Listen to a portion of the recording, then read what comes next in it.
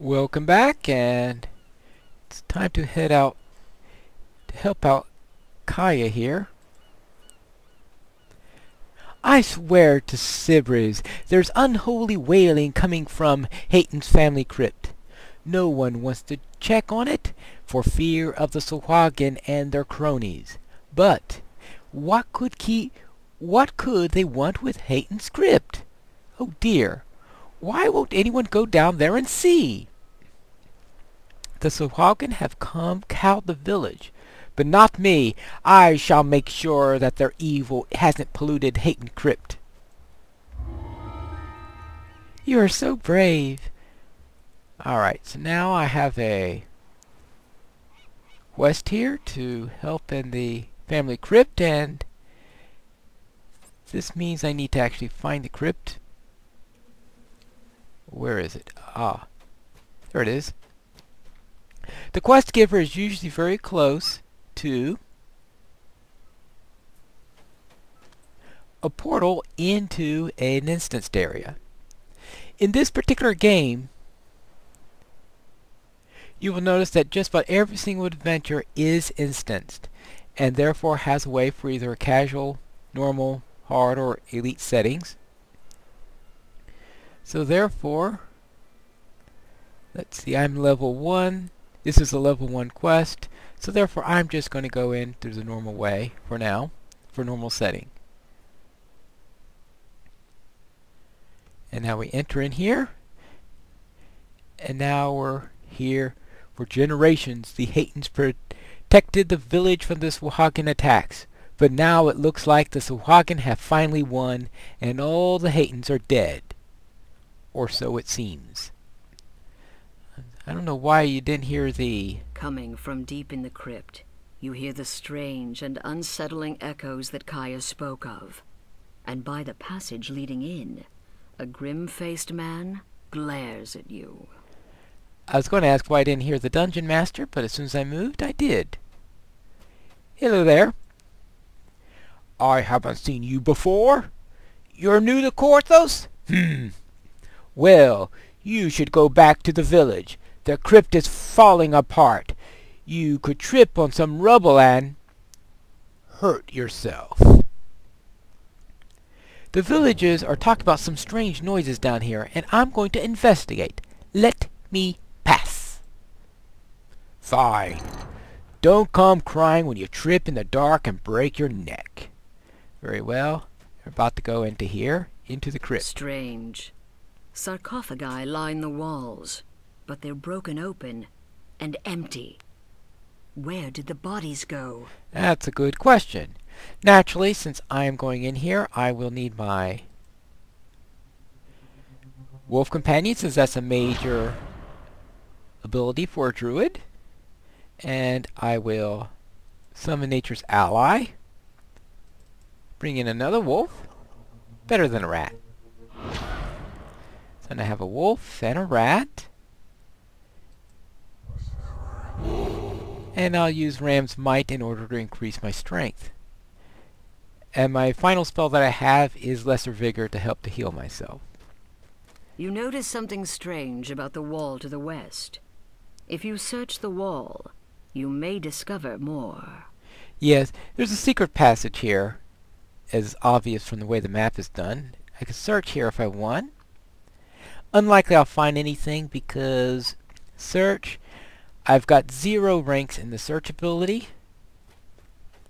And with a druid, the default druid stats use intelligence and charisma as their dump stats, which means I'm not going to have anything. Up to? Searching. This bears more investigation. But that means that most likely there is A treasure chest glimmers in the dark passage here. Right. So let's see about this. So it's unlikely that I will be able to find anything through search. Though I will be able to spot things because of my high wisdom score. Though rusty, this longsword is still sharp. It's a slashing weapon, perfect for slicing through putrid zombie flesh that would resist puncturing or bludgeoning weapons. Yes, this is a tutorial type dungeon. It's a tutorial solo dungeon mostly. In other words, you get to use this different weapon types. So in this case, zombies are affected by slashing weapons. Now since I'm currently using a sickle, I already have a slashing weapon, so I'll keep that. Since I'm not proficient in longswords. So that means I have to come this way. There's a Sahuagin in here, performing some kind of ritual. And some zombies. Dead son of Korthos, rise and do my... The altar glows with dark power, and the Sahuagin continues. The Sahuagin were used. A magical crest appears from the destroyed altar. If you take it with you, it may be useful later. It may be You useful. continue to hear cultists about their evil work from further inside the crypt. Well, therefore we now go out of this section. Now this is a fairly easy dungeon, since the idea is just to get you acclimated to doing these. And as I said before, all these things tend to be instanced, and that's the style of this game. Since it is As you done... slay these foul cultists, take care to keep your own health up.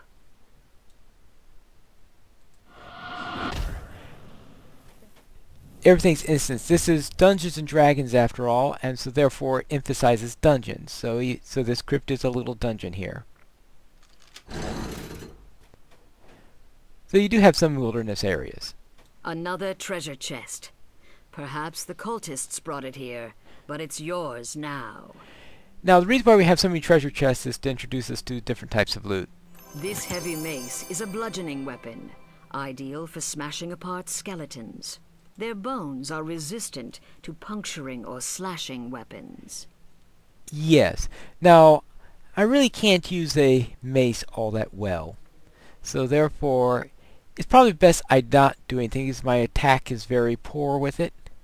Now the other choice then is with this quarterstaff, which has a base damage of 2.63. The sickle is 3.68.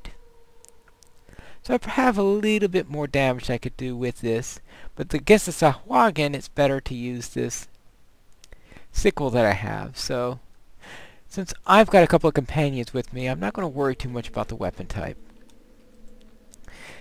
Now, if I were a different class, then I would use the mace and just bash him if There's I were a another cleric. Sahuagin. It croaks.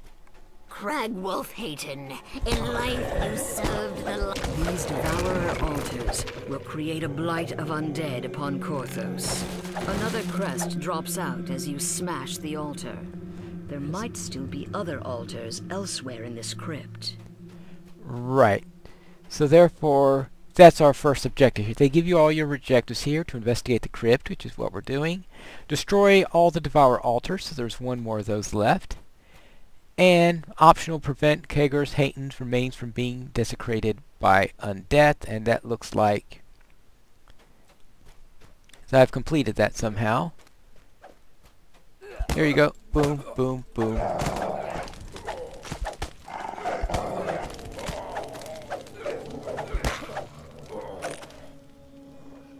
And that's taken care of.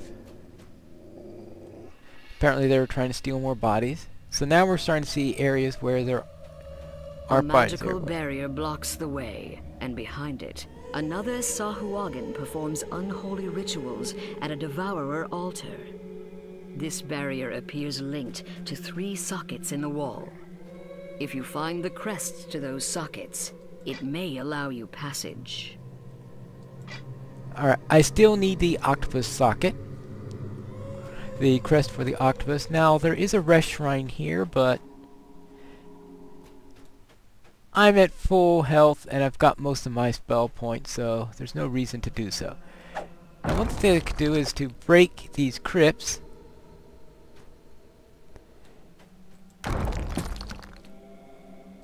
And you get some extra silver that way.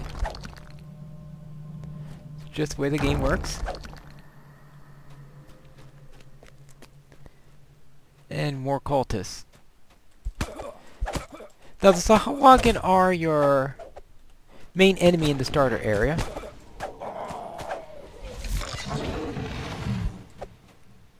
Alright. Quite thorough. It helps having 2 wolves with you. Okay. There's something odd on the wall, possibly dangerous. If you search, you may be able to find out more. Well, yeah, I could search, but you can imagine that I'm most likely not going to find out anything. Now, of course, there's a trap around here.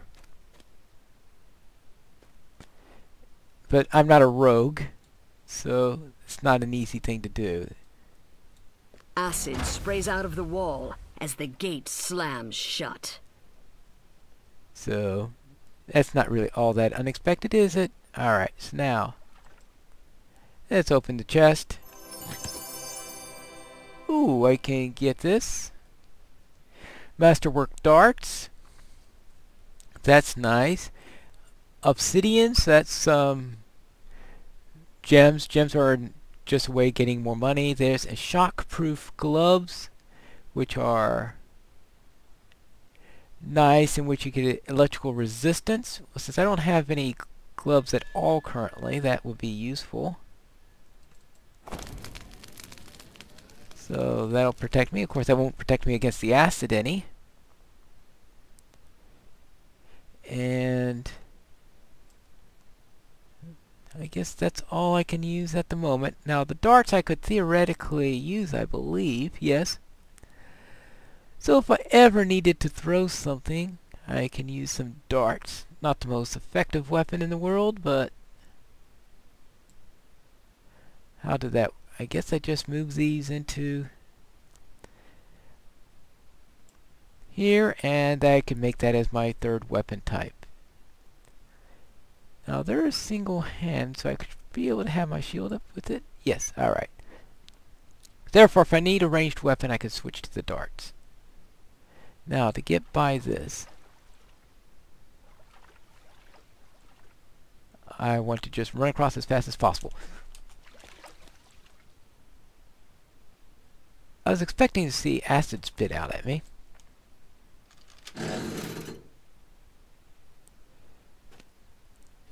But apparently it didn't. Alright, now let's get back. Alright, a little bit of acid. Now if I go down that way, it leads back to the other end of the secret door.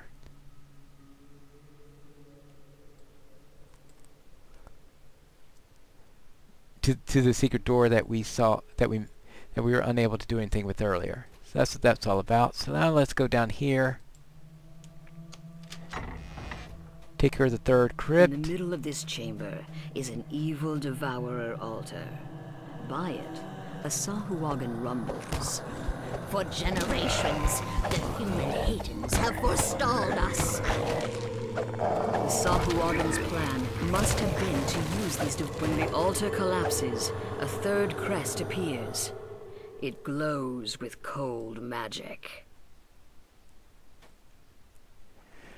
Well, perhaps maybe I should have waited until the Dungeon Master finished telling us what it was about before killing everything here. We're getting near the boss fight, and it looks like my pet has disappeared. I mean, no, my pet is still here, but my summoned wolf is gone. So before we enter, I will summon another one.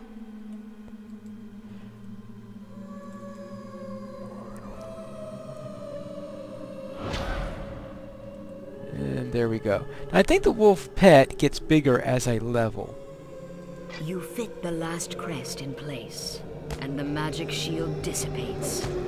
The Sahuagin inside spits out in a venomous voice. These fools who keep Korthos shall be consumed by the Devourer. Looking down at a I'll corpse on devour the altar, you. The Sahuagin says, And you, dead hero of hate and blood, shall be the Devourer's teeth.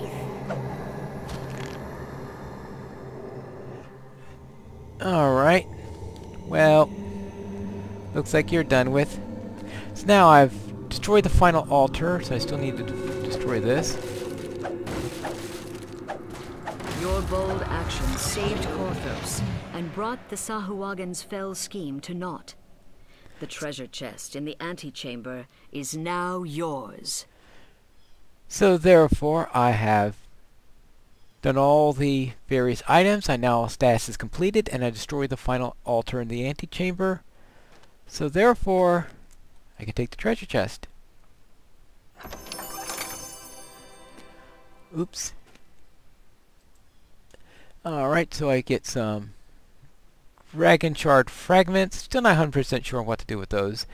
The 24 gold pieces and a docent, whatever that does, but it looks like it's required for an iron defender, so I'm not a warforged, and my pet is a wolf rather than an iron defender, so obviously that is something I cannot use.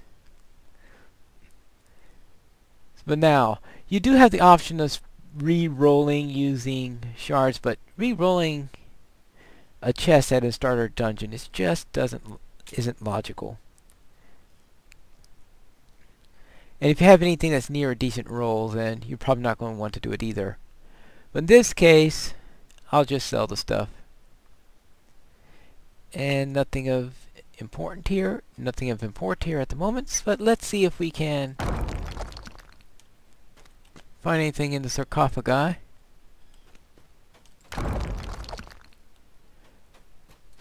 In this particular dungeon, probably not much in the way. Oh, some copper. Every copper helps. Now, in this game, follows the rules in paper and pencil game, in that you have the copper, silver, gold, and platinum are your three main ones, and or your main types of currency that you have. And currently, at the moment, I've got 5 platinum worth, 13 gold, 55 silver, 38 copper. Why? I don't know. And if I want to repair, it'll cost me 15 shards while in a quest, so I'm not going to go around repairing that way. If I wanted to rest, I could come here, but I'm done with the dungeon, so I obviously don't need to do that. Now I can go back to the entrance in order to leave. Right. So I can go this way.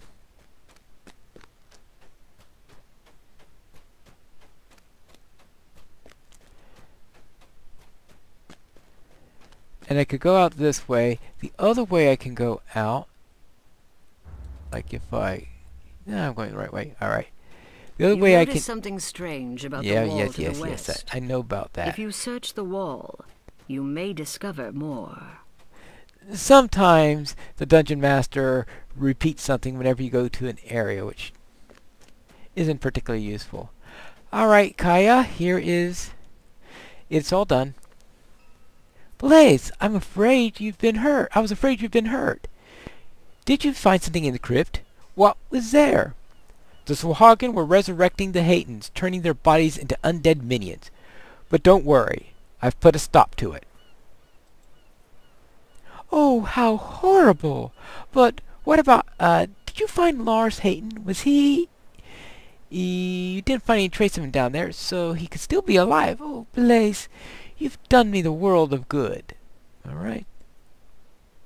And she gives me a reward, and I have two choices. Either something to help with concentration, or something to help with Curse of Dullness, passive -1 penalty to intelligence. Minimum level required to equip this item is lower than normal due to this curse.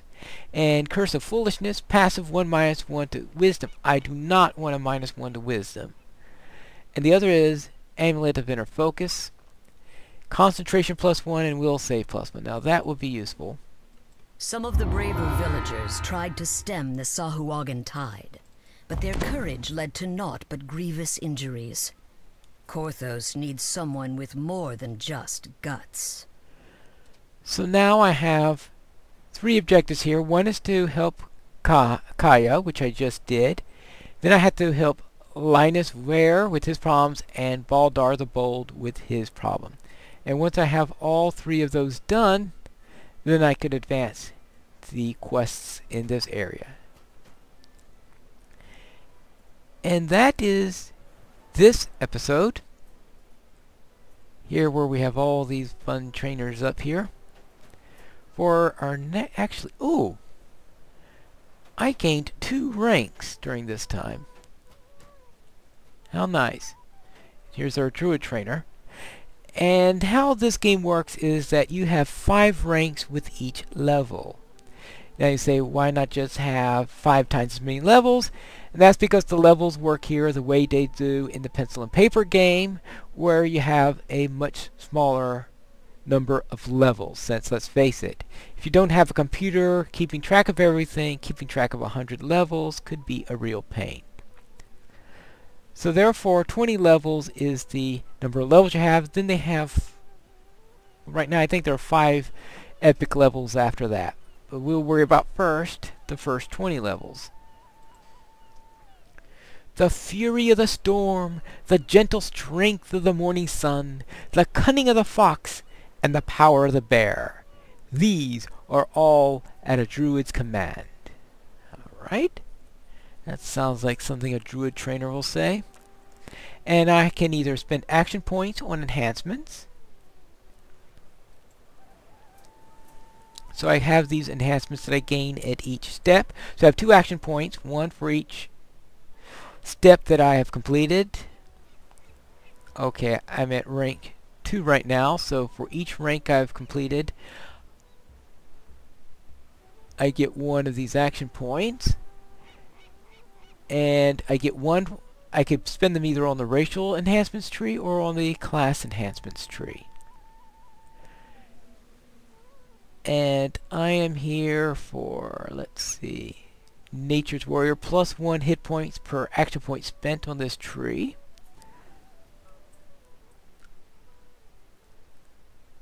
So I could either spend something there, I could either activate this, or I could go for Seasoned, plus 1 universal spell power per AP spent in this tree. So these are basic items where you start out the trees and you get bonuses based on how specialized you are in the tree.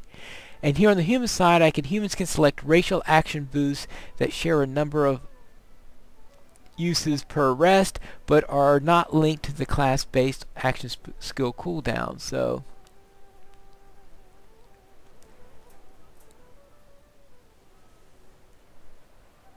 alright, so these are the core enhancements, and these are the secondary ones. And let's see. Now some of these have some higher prerequisites on them. As you can see here, those are, while these, the human ones seem to are all eligible right now. Human versatility, humans can select racial boosts that share a number of uses per rest, but are not. Human adaptability, select plus 1 to an ability of your choice. Let's see, human. So most of them are rather. I'll select the same ability score as human adaptability. So this is multiple enhancement. Human greater adaptability. Alright. Human adaptability. So you could get plus 1 on each of 2 scores. So let's start out with plus 1 hit points, since I'll be doing a great deal of soloing here. And you can see I unlocked the bottom of this tree now. So I can get some extra wild empathy per day. Aggravate, your enemy's fear galvanize you. Whenever you use Intimidate, you use the ability to trigger the Intimidate check, you gain 2 DR. Alright. So therefore Intimidate becomes important in this one. So they're trying to make it so that the Intimidate and Bluff skills are useful in combat, even though normally it wouldn't be. This is for a beast stance, cooldown 1 second. Beast stance, lose yourself in animal nature. While this stance is active, You gain +1 insight bonus to fortitude and reflex saves and -2 penalty to will saves. You have only one beast stance active at a time.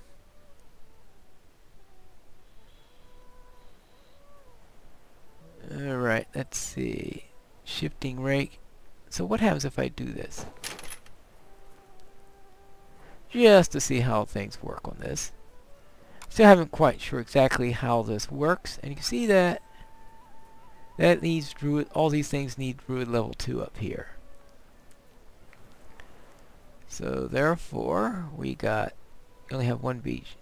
So let's accept this. So that takes care of my enhancements there. And we'll close that. And our next thing we want is... Now this is advanced to next level Druid, but I won't qualify that until I reached level 2, but I'm still only level 1, so I can't advance my level. And the reason for this is because you could change classes and advance in a different class on it, so it's unlikely that I'll be doing this at the moment. Now let's see about training my pet. I have 2 points available for my pet. So let us say causes wolf to melee attacks to generate 10% more hate, making enemies more likely to attack it. Alright. So that allows the wolf to tank better. And let's see, trap sense and striding. Let's see, allows wolf run 20% fast. Let's give some trap sense and accept that.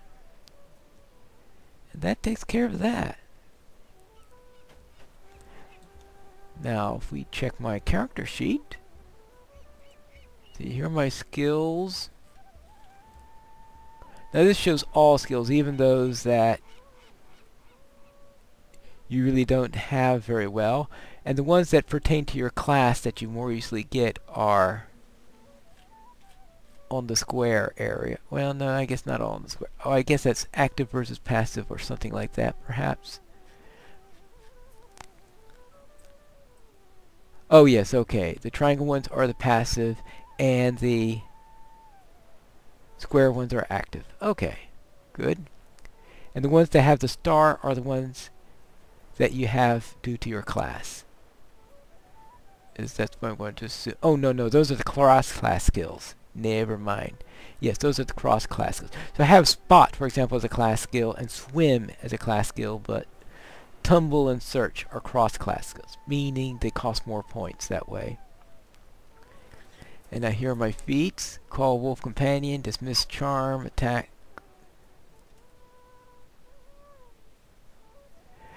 Transmutes natural matter into good berries infused with primal magic. And provides full meals nourishment. If eaten in a tavern, they act as tavern food and drink, refilling health and spell points. So let us put good berry into our spell area, since I don't have that there right now. Now this thing, Druid Spontaneous Casting, means that I have an additional spell slot per level for summons nature allies, so I'll always have that particular spell, no matter what. And actually, yeah, move that to where that's at. Hopefully there's a way to lock this. I'll find that out at some point.